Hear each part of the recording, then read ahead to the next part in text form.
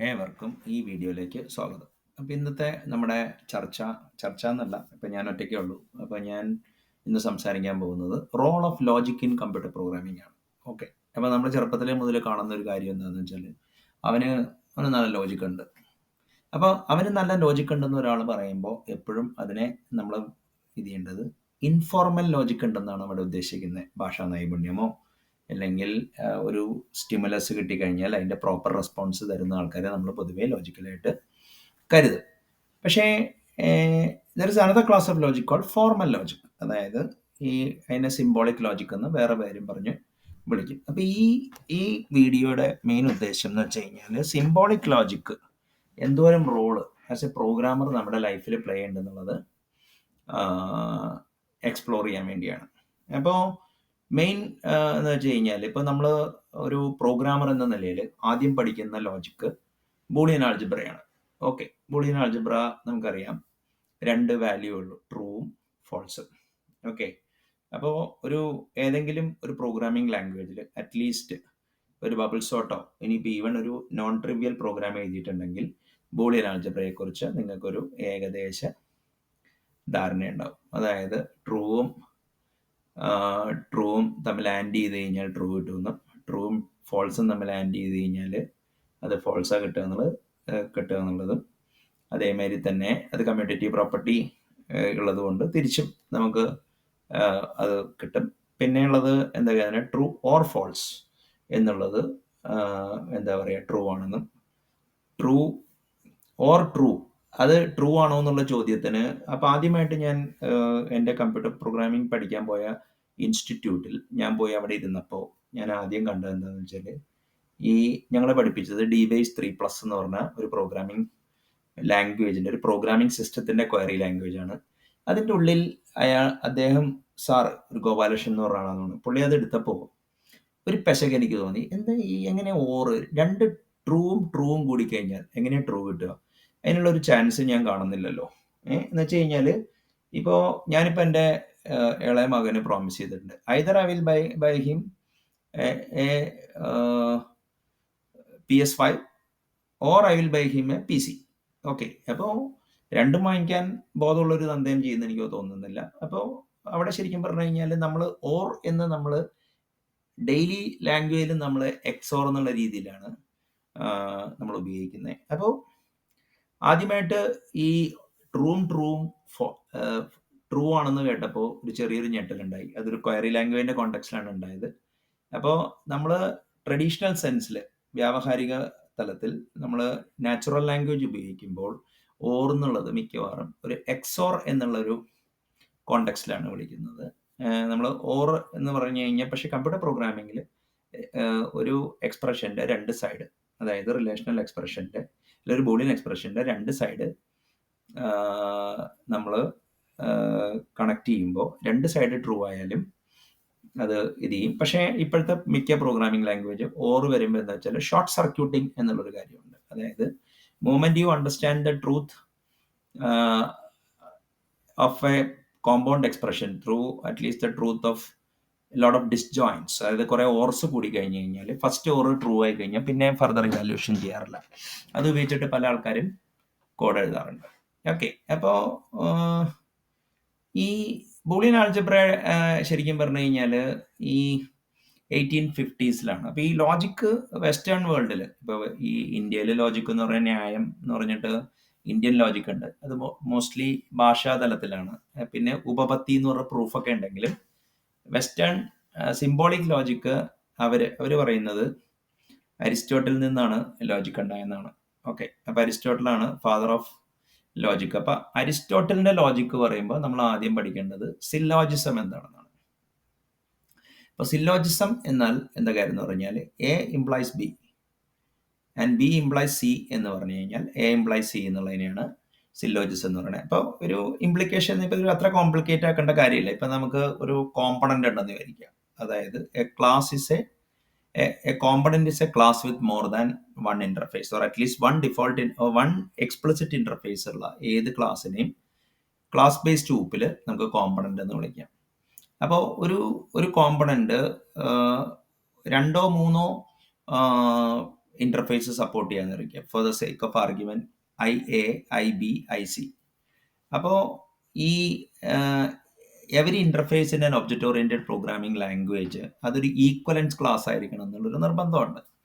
അത് C# ജാവയും explicitly അവർ മിക്ക ഒബ്ജക്റ്റ് ഓറിയന്റഡ് പ്രോഗ്രാമിംഗ് അത് ഓട്ടോമാറ്റിക്കലി നിങ്ങൾക്ക് വേണ്ടി അത് എന്താ പറയുക എൻഫോഴ്സ് ചെയ്യും. അതായത് IA എന്നുള്ള ഒരു ഇന്റർഫേസിൽ നിന്ന് ഒരു ക്ലാസ്, ഇപ്പോൾ സെറ്റ് ടെസ്റ്റ് എന്നുള്ള class IA, IB, IC implement ചെയ്യണമെങ്കിൽ IA ന്യൂ ടെസ്റ്റ് എന്ന് പറഞ്ഞു കൊടുത്തു കഴിഞ്ഞാൽ വർക്ക് ചെയ്യുമല്ലോ. കാരണം reference to base class derive class new derive class കൊടുത്തു കഴിഞ്ഞാൽ നമുക്ക് വർക്ക് ചെയ്യും. നമുക്ക് വേണമെങ്കിൽ അവിടെ ഫാക്ടറി മെത്തേഡ് ഉപയോഗിച്ചിട്ട് ഒരു കോൺക്രീറ്റ് ക്ലാസ് അല്ലെങ്കിൽ ഒരു ഡിറൈവ് ക്ലാസ് ഇൻസ്റ്റാൻഷിയേറ്റ് ചെയ്ത് കഴിഞ്ഞാൽ ഒബ്ജക്റ്റ് ഓറിയന്റഡ് കമ്പൈലർ അടി.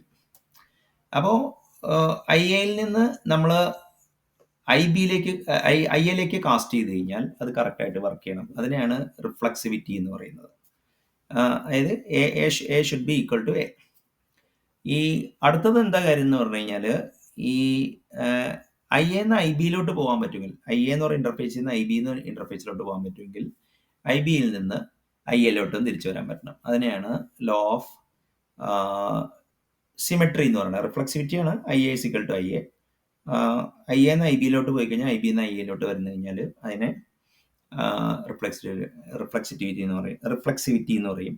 പിന്നെ ഉള്ളത് ട്രാൻസിറ്റിവിറ്റിയാണ്. അതായത് ഇപ്പോൾ ഫോർ എക്സാമ്പിൾ IA എന്ന് IBയിലോട്ട് പോവുകയാണ്, IB എന്ന് ICയിലോട്ട് പോവുകയാണെങ്കിൽ IA എന്ന് ICയിലോട്ടും IC എന്ന് IAയിലോട്ടും പോകാൻ പറ്റും. അതായത് ഈ ട്രാൻസിറ്റിവിറ്റി ഇപ്പോൾ കമ്മ്യൂട്ടേറ്റിവിറ്റി ഇല്ലെങ്കിൽ ഫോർവേഡ് ഇപ്പം IA എന്ന് IBയിലോട്ട് പോകാം, പിന്നെ IB എന്ന് ICയിലോട്ട് പോകാമെങ്കിൽ IA എന്ന് ICയിലോട്ട് പോകാൻ പറ്റുമെന്നാണ് വെപ്പ്. പക്ഷെ ഇത് കറക്റ്റ് ഒന്നുമല്ല എപ്പോഴും റിയൽ ലൈഫിൽ. വെച്ചാൽ 1987, 88 കാലഘട്ടത്തിൽ ഇന്ത്യ, പാകിസ്ഥാൻ, ഇംഗ്ലണ്ട് നല്ല സ്ട്രോങ് ടീമായിരുന്നു. India used to beat England at will, and England used to beat Pakistan at will, and Pakistan used to beat England at will, India at will. അപ്പോൾ ഈ ഷാർജ കപ്പിൽ രസകരമായ കാഴ്ചകളൊക്കെ എപ്പോഴും അത് കാരണം കാണാൻ പറ്റുമായിരുന്നു. ഫോർ സം റീസൺ ഇംഗ്ലണ്ടുകാരുടെ മുമ്പിൽ പാകിസ്ഥാൻകാർ പതറുകയും ഇന്ത്യക്കാരുടെ മുമ്പിൽ ഇംഗ്ലണ്ട് പതറുകയും. അപ്പോൾ ഞാനൊരു 3 നേഷൻ ടൂർണമെന്റിൽ കണ്ടിട്ടുണ്ട്. അപ്പോൾ ഈ സില്ലോജിസം എന്നുള്ളതിനെ കുറിച്ചൊക്കെ ഒരു ഏകദേശ ധാരണ എനിക്കുണ്ടായിരുന്നു. അപ്പോൾ ഇതെങ്ങനെ വർക്ക് ചെയ്യുക എന്നുള്ളത് ഇതുണ്ട്. പക്ഷേ ഈ ഒരു മെറ്റീരിയലിസ്റ്റിക് വേൾഡിൽ, അതായത് ഇപ്പോൾ ഹ്യൂമൻസിന്റെ കേസിൽ ഒരു നോൺ ലീനിയാരിറ്റി ഉള്ളതുകൊണ്ടാണ് അത് വർക്ക് ചെയ്യാത്തത്. അപ്പോൾ ഒന്നുകൂടി ഞാൻ പറയാം, ഒരു ഇന്റർഫേസ് ഒരു ജെന്യൂൻ ഇന്റർഫേസ് ആവണമെങ്കിൽ അതിന് ഈക്വലൻസ് ക്ലാസ് ആയിരിക്കണം. അത് IA എന്ന് IAയിലോട്ട് കാസ്റ്റ് ചെയ്യാൻ പറ്റണം. അതിനെ റിഫ്ലക്സിവിറ്റി എന്ന് പറയും. IA എന്ന് IBയിലോട്ട് കാസ്റ്റ് ചെയ്ത് കഴിഞ്ഞാൽ IB എന്ന് IAയിലോട്ട് കാസ്റ്റ് ചെയ്യാൻ പറ്റണം. അതിനെ സിമെട്രി എന്ന് പറയും. അതേമാതിരി തന്നെ IA എന്ന് IBയിലോട്ട് പോയിട്ട് ICയിലോട്ട് പോയി കഴിഞ്ഞാൽ IA എന്ന് ICയിലോട്ടും IC എന്ന് IAയിലോട്ടും തിരിച്ച് വരാൻ പറ്റണം. അപ്പോൾ ഈ 3 കാര്യങ്ങളും കൂടി ഒബേ ചെയ്താലേ ഒരു കാര്യം ജെന്യൂൻ ഇന്റർഫേസ് ആവുള്ളൂ. അപ്പോൾ കൊല്ലങ്ങൾക്ക് മുമ്പ് മൈക്രോസോഫ്റ്റ് കോം ടെക്നോളജി ഇറക്കിയപ്പോൾ അത് എൻഫോഴ്സ് ചെയ്യേണ്ട പണി പ്രോഗ്രാമറുടേതായിരുന്നു. അതായത് C++ ലാംഗ്വേജിൽ ഇന്റർഫേസിന് ഒരു കീവേഡ് ഇല്ല. C++ ലാംഗ്വേജിൽ സംഭവിക്കണമെന്ന് വെച്ചാൽ any class which has got every member as pure virtual, അതിനെ നമുക്ക് ഇന്റർഫേസ് എന്ന് വിളിക്കാവുന്നതാണ്. പക്ഷേ ഈ ഈക്വലൻസ് ക്ലാസ് അവിടെ എൻഫോഴ്സ് ചെയ്തിരുന്നില്ല എന്നാണ് എനിക്ക് മനസ്സിലായത്. അപ്പോൾ ക്വയറി ഇന്റർഫേസ് എന്ന് പറഞ്ഞൊരു ഇന്റർഫേസ്, IUnknown എന്നൊരു ഇന്റർഫേസ് ഉണ്ടായിരുന്നു. അതിൽ ക്വയറി ഇന്റർഫേസ്, ആഡ്രഫ്, റിലീസ് എന്ന് പറഞ്ഞിട്ട് 3 മെത്തേഡ് ഉണ്ടായിരുന്നു. ക്വയറി ഇന്റർഫേസ് നമുക്ക് വെരിഫൈ ചെയ്ത് നോക്കണമായിരുന്നു. അപ്പോൾ അതാണ് എൻ്റെ ലൈഫിൽ ആദ്യമായിട്ട് ഞാനൊരു ഫോർമൽ വെരിഫിക്കേഷൻ യൂസിങ് മറ്റേ എന്താ പറയുക റിലേഷണൽ ഈക്വലൻസ് ആദ്യമായിട്ട് എൻ്റെ ലൈഫിൽ കാണുന്നത്. അപ്പോൾ ഈ ബൂളിയൻ ആൾജിബ്ര അല്ലാതെ തന്നെ നമുക്ക് സെറ്റ്, റിലേഷൻ, ഫങ്ഷൻസിനെ കുറിച്ച് നല്ല ധാരണ വേണം. ഈ ഫങ്ഷൻസ് എന്ന് പറഞ്ഞു കഴിഞ്ഞാൽ functions are mapping between sets എന്നുള്ള രീതിയിലാണ്. ഇനിയിപ്പോൾ റിലേഷൻ എന്ന് പറഞ്ഞു കഴിഞ്ഞാൽ എന്താ കാര്യം എന്ന് പറഞ്ഞാൽ 2 റിലേഷൻ്റെ കാർട്ടീഷ്യൻ പ്രൊഡക്റ്റ് എടുത്തു കഴിഞ്ഞാൽ, 2 സെറ്റിൻ്റെ കാർട്ടീഷ്യൻ പ്രൊഡക്റ്റ് എടുത്താൽ അതിൻ്റെ സബ്സെറ്റിനെ നമുക്ക് റിലേഷൻ എന്ന് വിളിക്കാം.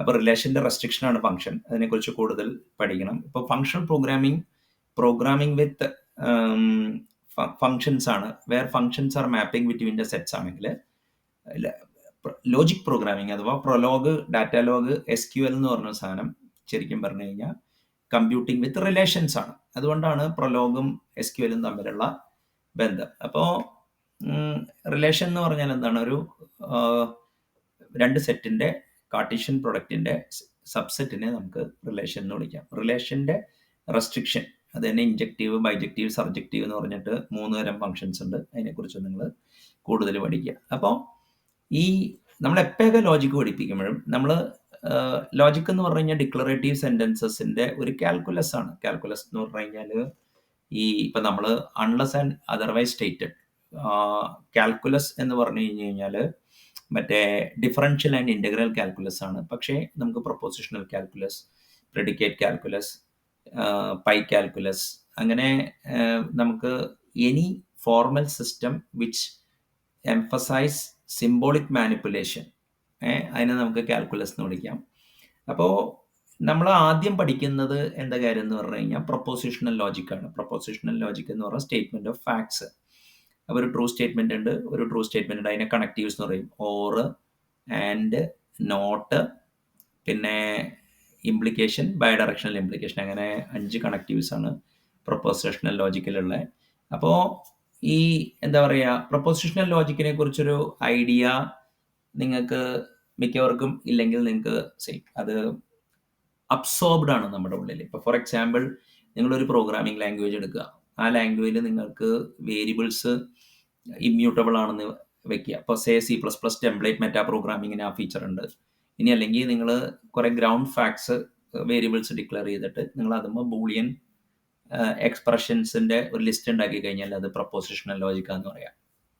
എന്ന സ്ഥാനത്ത് ഈ ഇൻസ്റ്റെഡ് ഓഫ് മറ്റേ എന്താ പറയുക സ്റ്റേറ്റ്മെൻറ്റ് ഓഫ് ഫാക്ട്സ്, പാരാമെട്രൈസ്ഡ് പ്രൊപ്പോസിഷൻസിനെയാണ് പ്രെഡിക്കേറ്റ് എന്ന് വിളിക്കുന്നത്. അപ്പോൾ പ്രൊപ്പോസിഷണൽ കാൽക്കുലസും പ്രെഡിക്കേറ്റ് കാൽക്കുലസും, ഇപ്പോൾ പ്രെഡിക്കേറ്റ് കാൽക്കുലസ് എന്ന് പറഞ്ഞു കഴിഞ്ഞാൽ SQLൻ്റെ where clause is a wonderful instance of predicate. Okay, അതേമാതിരി തന്നെ പ്രൊപ്പോസിഷൻ എന്ന് വെച്ച് കഴിഞ്ഞാൽ നിങ്ങൾ ആൾറെഡി കണ്ടു കഴിഞ്ഞാൽ നമുക്ക് ഈ സ്റ്റേറ്റ്മെൻറ്റ് എഴുതാണെങ്കിൽ നിങ്ങൾക്ക് പ്രൊപ്പോസിഷൻസ് എഴുതാൻ പറ്റും. ഇനിയിപ്പോൾ SQLൻ്റെ പ്രെഡിക്കേറ്റ്സോ ഇനിയിപ്പോൾ പ്രോഗ്രാമിംഗ് ലാംഗ്വേജിലും നിങ്ങൾക്ക് പ്രെഡിക്കേറ്റ്സ് എഴുതാം. അത് ഇൻ ബോത്ത് ഫോംസ്. ഈ സ്റ്റേറ്റ്മെൻറ്റിൻ്റെ കൂടെ ഒരു പ്രെഡിക്കേറ്റ് എഴുതാം. ഇനി അല്ലെങ്കിൽ ഫങ്ഷണൽ പ്രോഗ്രാമിങ്ങിൽ നമ്മൾ എപ്പോഴൊക്കെ ഫിൽട്ടർ ചെയ്യുമ്പോഴും നമ്മൾ പ്രെഡിക്കേറ്റ്സ് ഉപയോഗിക്കാറുണ്ട്. പക്ഷേ നമ്മൾ എപ്പോഴും പറയുന്നത് A predicate is a function which takes arbitrary number of parameters of different types and always return a boolean value എന്നുള്ളൊരു ലോജിക്കാണ്. ശരിക്കും പറഞ്ഞു കഴിഞ്ഞാൽ പ്രെഡിക്കേറ്റ്സ് സ്ട്രിക്റ്റ് സെൻസിൽ, മാത്തമാറ്റിക്കൽ സെൻസിൽ ഫങ്ഷൻ അല്ല, അത് റിലേഷനുമോ വർക്ക് ചെയ്യുന്ന കാര്യമാണ്. But for all practical purpose ഈ ഫങ്ഷൻസ് റെസ്ട്രിക്ഷൻ ഓൺ റിലേഷൻ ആയതുകൊണ്ട് നമ്മൾ സ്ലൈറ്റ് റിലാക്സേഷൻ വന്നു കഴിഞ്ഞാൽ അവിടെ പ്രെഡിക്കേറ്റ്സ് വരും.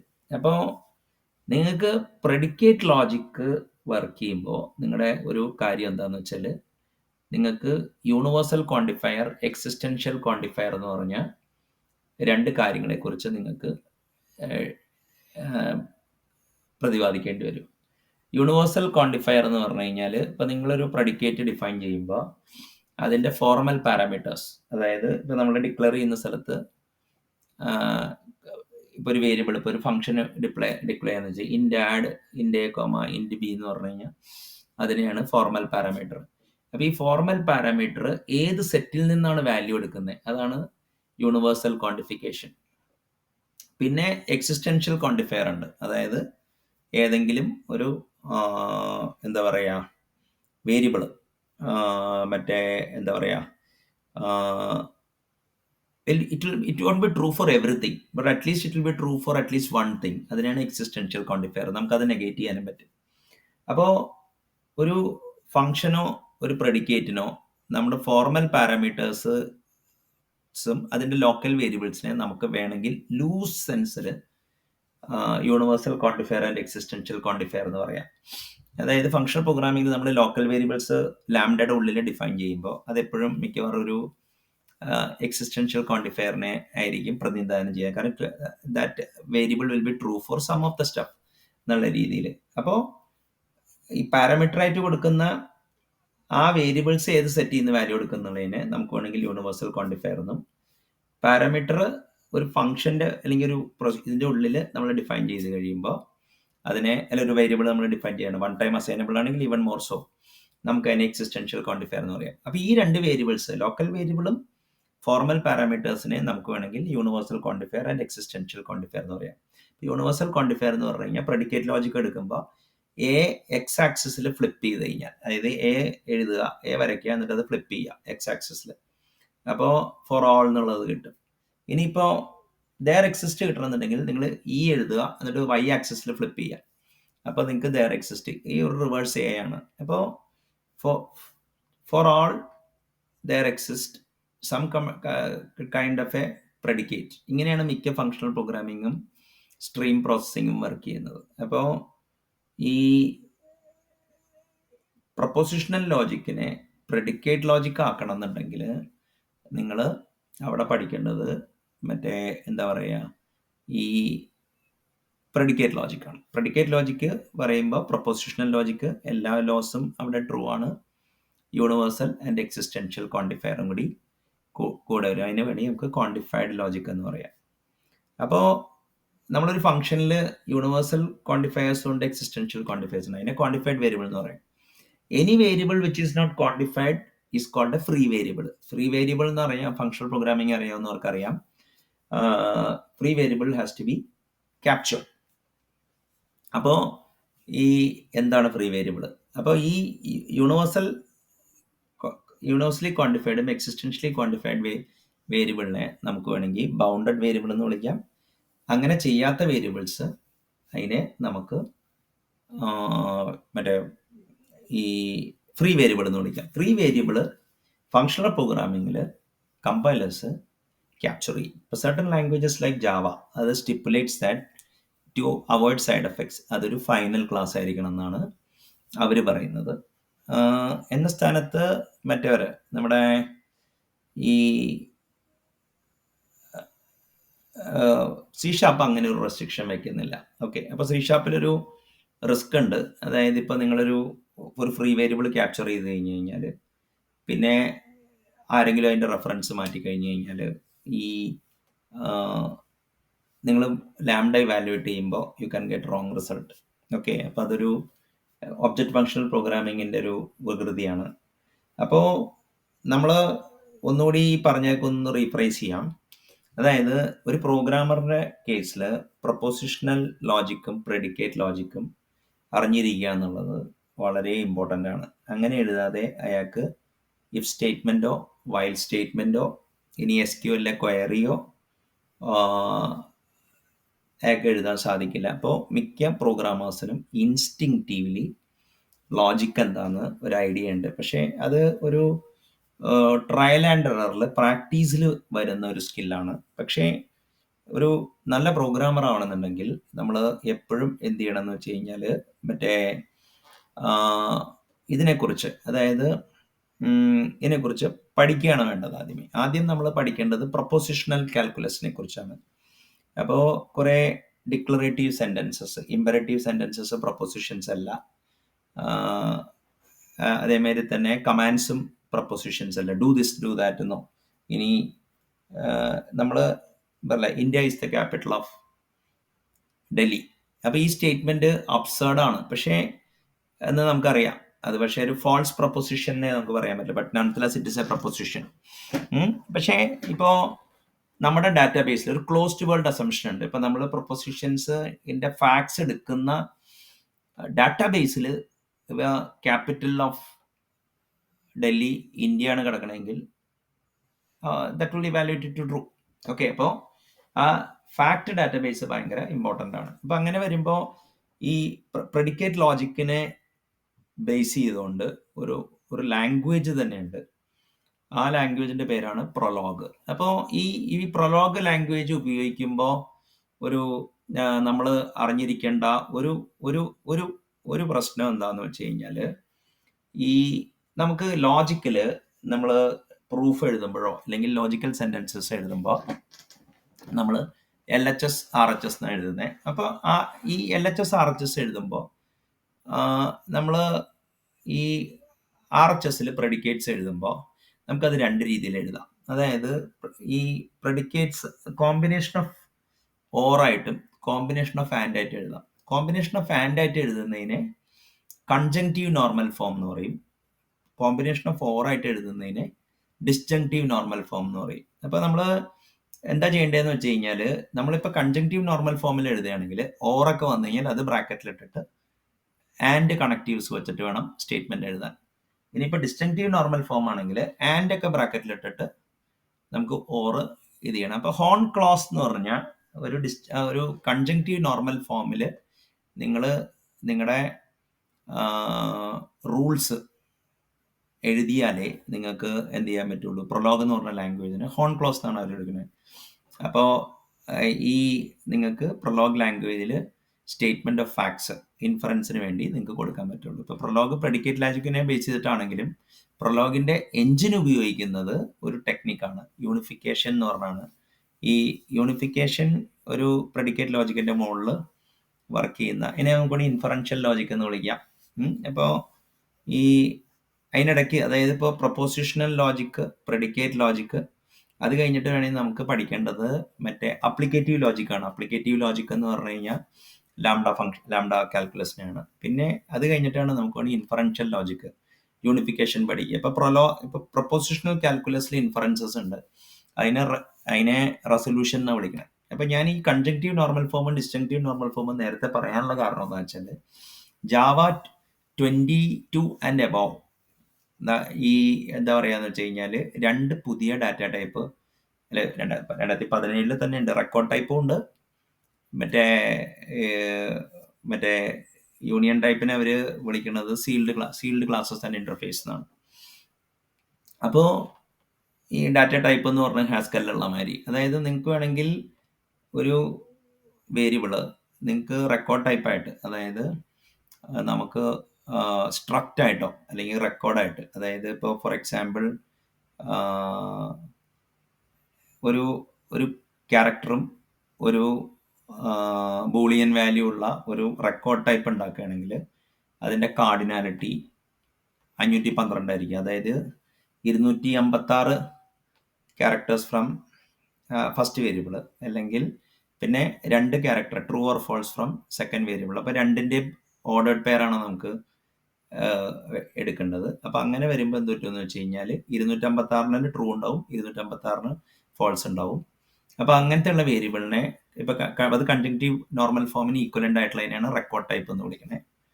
ഇനി അതേമാതിരി തന്നെ മറ്റേ ഡിസ്ജങ്ക്റ്റീവ് നോർമൽ ഫോം ഉണ്ട്. അതായത് ഇപ്പോൾ ഫോർ എക്സാമ്പിൾ 256 ക്യാരക്ടേഴ്സും പിന്നെ ട്രൂ ഫോൾസ്, അങ്ങനെ 258 പോസിബിൾ വാല്യൂസ് വരും. അപ്പോൾ കാർട്ടീഷ്യൻ പ്രൊഡക്റ്റും കാർട്ടീഷ്യൻ സം എന്നുള്ള രീതിയിൽ നമുക്ക് എടുക്കാം. അപ്പം അതിനെയാണ് സം ടൈപ്പ്, പ്രൊഡക്റ്റ് ടൈപ്പ്. പിന്നെ ഉള്ളത് എക്സ്പൊണൻഷ്യൽ ടൈപ്പ് എന്ന് പറഞ്ഞൊരു ടൈപ്പാണ്. അത് ലാംഡ കാൽക്കുലസിനല്ല, അത് കറീങ്ങിനെയാണ് പ്രതിനിധാനം ചെയ്യുന്നത്. അപ്പോൾ ജാവ മാതിരിയുള്ള ലാംഗ്വേജിൽ ഫങ്ഷണൽ പാറ്റേൺ മാച്ചിങ് വെച്ചിട്ട് നമുക്കത് ചെയ്യാൻ പറ്റും. അപ്പോൾ എന്താ സംഭവിക്കുന്നതെന്ന് വെച്ച് കഴിഞ്ഞാൽ, ഈ logic, propositional logic, predicate logic, applicative logic അഥവാ ലാംഡ കാൽക്കുലസ്, ഇൻഫറൻഷ്യൽ ലോജിക്ക് അഥവാ യൂണിഫിക്കേഷൻ, റിലേഷണൽ ആൾജിബ്ര, ഈ 5 തരം ലോജിക്കിനെ കുറിച്ച് നല്ല നോളജ് ഉണ്ടെങ്കിലേ നിങ്ങൾക്ക് അഡ്വാൻസ് ഫങ്ഷണൽ പ്രോഗ്രാമിങ്ങും മോഡേൺ പ്രോഗ്രാമിങ്ങും മര്യാദയ്ക്ക് ചെയ്യാൻ പറ്റുള്ളൂ. അപ്പോൾ അങ്ങനൊരു ഇത് വരുമ്പോൾ നമ്മൾ പൊതുവെ പഠിക്കേണ്ടതാണ് എന്താ പറയുക, ലോജിക്ക് എന്താണെന്നും സെറ്റ് തിയറി എന്താണെന്നും. സെറ്റ് തിയറി പഠിച്ചാൽ നിങ്ങൾക്ക് പ്രെഡിക്കേറ്റ് ലോജിക്ക് എന്താണെന്ന് പഠിക്കാൻ പറ്റുള്ളൂ. ലാംഡ കാൽക്കുലസിനെ കുറിച്ച് നല്ലൊരു അവഗാഹം എന്തായാലും മിക്കവർക്കും കുറച്ച് കോഡ് എഴുതിയിട്ടുണ്ടാവും, പക്ഷേ അത് അത്രയും പോരാ. നിങ്ങൾ കുറച്ചും കൂടി അതിനെക്കുറിച്ച് കൂടുതൽ പഠനം നടത്തുന്നത് നല്ലതായിരിക്കും. അപ്പോൾ ഇത് പഠിക്കാൻ വേണ്ടി ഒരു നല്ലൊരു ബുക്ക് മാർക്കറ്റിലുണ്ട്. ലോജിക് ആൾജിബ്ര ആൻഡ് ഡാറ്റാബേസസ് എന്നാണ് ആ ബുക്കിൻ്റെ പേര്. അത് എഴുതിയേക്കുന്നത് പീറ്റർ ഗ്രേ ആണ്. ഇൻസിഡൻ്റ്ലി ആ book I got very early in my career. അതും രവി സേത്തിയുടെ programming language concepts and constructs ആണ് എൻ്റെ introduction to functional programming and lambda calculus. It happened through a language called Scheme which I learned in the year 1998. അപ്പോൾ ആ scheme language പഠിക്കാനുള്ള കാരണം എന്ന് പറഞ്ഞു കഴിഞ്ഞാൽ വേറൊരു ബുക്കാണ്, എസെൻഷ്യൽസ് ഓഫ് പ്രോഗ്രാമിംഗ് ലാംഗ്വേജസ് എന്നുള്ള ബുക്കാണ്. EOPL എന്നാണ് ആ ബുക്കിനെ അറിയുന്നത്.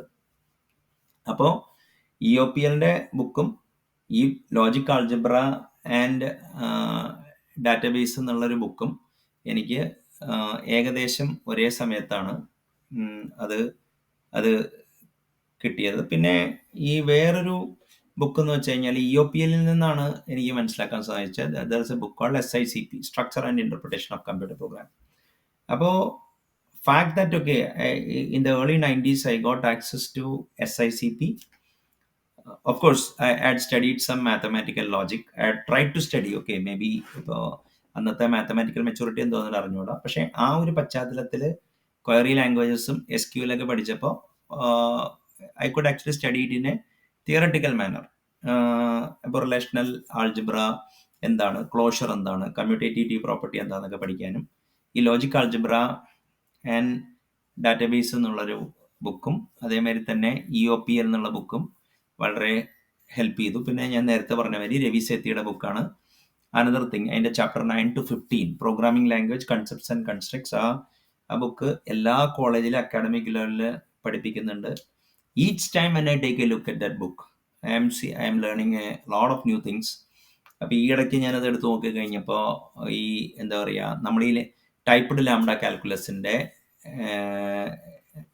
മറ്റേ നാച്ചുറൽ ഡിഡക്ഷൻ എന്ന് പറഞ്ഞൊരു പരിപാടിയുണ്ട് ടൈപ്പ് ഇൻഫറൻസിനൊക്കെ ഉപയോഗിക്കുന്നത്. അതിനെക്കുറിച്ചൊക്കെ നല്ല പ്രതിപാദനമുള്ള ബുക്കാണ്. ഇപ്പൊ I been telling about lot of things. I started small, അതിങ്ങനെ പോയി കുറേ ലെവലിലോട്ട് എത്തിയിട്ടുണ്ട്. അപ്പോൾ നിങ്ങൾ ഉദ്ദേശിക്കുന്ന ഡിഫിക്കൽട്ടി ഒന്നുമില്ല. ഞാനതിപ്പോൾ before I stop the recording ഞാൻ അതിൻ്റെ ഒരു എന്താ പറയുക I will sum up. When people say that okay, he has got logic, അതിൻ്റെ അർത്ഥം എന്താ കാര്യം എന്ന് പറഞ്ഞു കഴിഞ്ഞാൽ അയാൾക്ക് ഇൻഫോർമൽ ലോജിക്കിൽ പ്രാവീണ്യം ഉണ്ട്, അല്ലെങ്കിൽ അയാളൊരു ക്രിട്ടിക്കൽ തിങ്കർ എന്നാണ് അവിടെ വിചാരിക്കുന്നത്. For if you have stimulated him properly, he will give the proper response എന്നാണ് അവിടെ ഉദ്ദേശിക്കുന്നത്.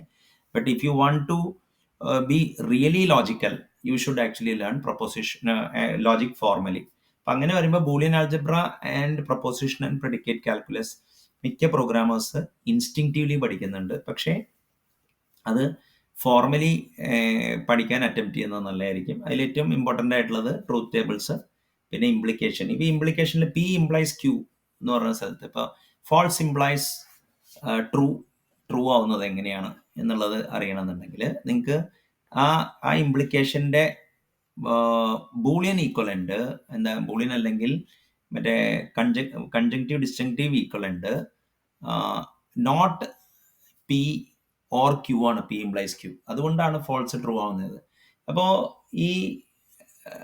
ഇങ്ങനത്തെ കുറച്ച് കാര്യങ്ങളെ കുറിച്ച് അറിഞ്ഞാലേ നിങ്ങൾക്ക് പലതിനും. അപ്പോൾ ഈ P implies Q, Q implies P നെ കുറിച്ച് ഭയങ്കര ഒരു ഇതുണ്ട്. കുറച്ചു കാലം മുമ്പ് machine learning, smart people do machine learning, I am doing machine learning therefore I am smart എന്ന് പറയും. അപ്പോൾ അവിടെ ശരിക്കും പറഞ്ഞാൽ എന്താ സംഭവിക്കണേ, P implies Q എന്നേ പറഞ്ഞിട്ടുള്ളൂ.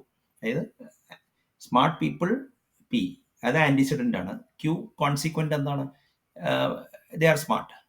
But I am doing machine learning, therefore I am smart എന്ന് പറയണമെങ്കിൽ Q implies P എന്ന് പറഞ്ഞിട്ടില്ല. അപ്പം അത് അഫേമിങ് ദ കോൺസിക്വൻ്റ് എന്നുള്ളൊരു ന്യായവൈകല്യമാണ്. അതേമാതിരി തന്നെ അവർ ലോജിക്കൽ ഫെലസിയാണ്. അതേമാതിരി തന്നെ ആർക്കിടെക്ട്സ് ഒക്കെ തള്ളമാരാണ്. അപ്പോൾ തള്ളമാരാന്ന് പറയാതിരിക്കാൻ വേണ്ടി ഞാൻ ആർക്കിടെക്റ്റ് ആവില്ല.